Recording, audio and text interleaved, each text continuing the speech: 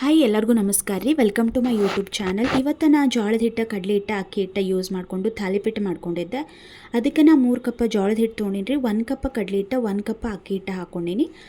ಅದಾದಮೇಲೆ ಅದ್ರೊಳಗೆ ಒಂದು ಸ್ವಲ್ಪ ಹಿಂಗೆ ಹಾಕ್ಕೊಂಡೀನಿ ರೀ. ಮತ್ತು ಆಲ್ರೆಡಿ ಮೆಂತ್ಯ ಪಲ್ಯನ ಸ್ವಚ್ಛಾಗಿ ತೊಳ್ಕೊಂಡು ಆರಿಸಿ ಕಟ್ ಮಾಡಿ ಇಟ್ಕೊಂಡಿದ್ದೆ. ಅದು 1 ಕಪ್ ತೊಗೊಂಡಿನಿ. ಉಳ್ಳಾಗಡ್ಡಿ 1 ಕಪ್, ಸೌತೆಕಾಯಿ 1 ಕಪ್, ಮತ್ತು ತುರಿದು ಬಿಟ್ಟಿದ್ದು ಅಂದ್ರೆ ಗ್ರೇಟ್ ಮಾಡ್ಕೊಂಡಿರ್ತೀವಲ್ಲ ರೀ, ಅದು 1 ಕಪ್ ಕ್ಯಾರೆಟ್ ತೊಗೊಂಡಿನಿ. ಆಮೇಲೆ ಅದ್ರೊಳಗೆ ಅರ್ಶಿಣ ಪುಡಿ, ಉಪ್ಪು, ಖಾರದ ಪುಡಿ, ಅಜ್ವೈನ, ಎಳ್ಳು ಹಾಕ್ಕೊಂಡೀನಿ ರೀ.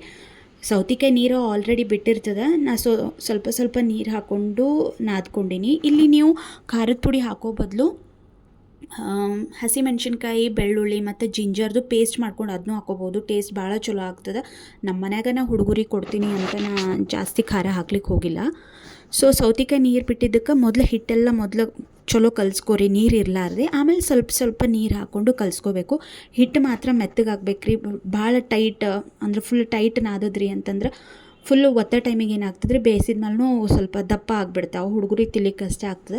ನಾ ಏನು ಮಾಡೀನಿ, ಒಂದು ಕಾಟನ್ ಕರ್ಚೀಫ್ ತೊಗೊಂಡಿನಿ ರೀ. ಒಂದು ಉರುಳಿ ತೊಗೊಂಡು ಕರ್ಚೀಫ್ ಮೊದಲು ಹಸಿ ಮಾಡಿಕೊಂಡು ಆ ಉರುಳಿ ನೀರಿನಲ್ಲೇ ತಟ್ಕೊಂಡಿನಿ ರೀ. ನಾ ಎಣ್ಣೆ ಯೂಸ್ ಮಾಡಿಲ್ಲ. ಇಲ್ಲಿ ಎಣ್ಣೆ ಬೇಕು ಅಂತಂದ್ರೆ ಬಟ್ರ್ ಪೇಪರ್ ಮೇಲೆ ಎಣ್ಣೆ ಹಚ್ಚಿನೂ ಮಾಡ್ಕೋಬೋದು. ನನ್ನ ಹತ್ರ ಬಟ್ರ್ ಪೇಪರ್ ಇರಲಿಲ್ಲ ಅಂತ ನಾ ಕಾಟನ್ ದಸ್ತಿ ಯೂಸ್ ಮಾಡ್ಕೊಂಡಿನಿ.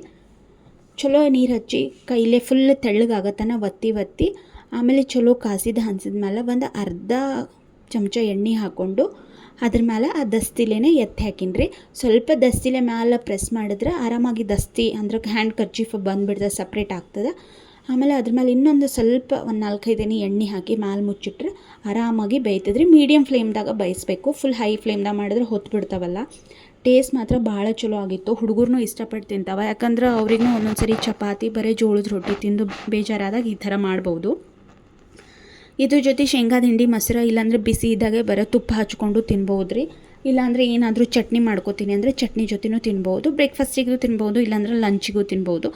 ಟೇಸ್ಟ್ ಮಾತ್ರ ಅಲ್ಟಿಮೇಟ್ ಆಗಿತ್ತು. ನೀವು ಒಂದು ಸರಿ ಟ್ರೈ ಮಾಡಿರಿ. ಫಸ್ಟ್ನೇದು ಒಂದು ಸ್ವಲ್ಪ ಹಂಚಿಗೆ ಹತ್ಕೋತದ್ರಿ. ಅದಾದಮೇಲೆ ಹಂಚು ಮಾತ್ರ ಚಲೋ ಕಾಯ್ದಿರ್ಬೇಕು. ಇದಕ್ಕೆ ಟೇಸ್ಟ್ ಮಾತ್ರ ಅಲ್ಟಿಮೇಟ್ ಆಗ್ತದೆ. ಒಂದು ಸರಿ ಎಲ್ಲರೂ ಟ್ರೈ ಮಾಡಿರಿ. ಆಮೇಲೆ ಮೆತ್ತಗೆ ಆಗ್ತಾವೆ, ಅಂದ್ರೆ ಫುಲ್ ಏನು ಬಿರುಸಾಗ್ತಾವೆ, ತಿನ್ಲಿಕ್ಕೆ ಆಗಂಗಿಲ್ಲ ಅಂತ ಏನಿಲ್ಲ.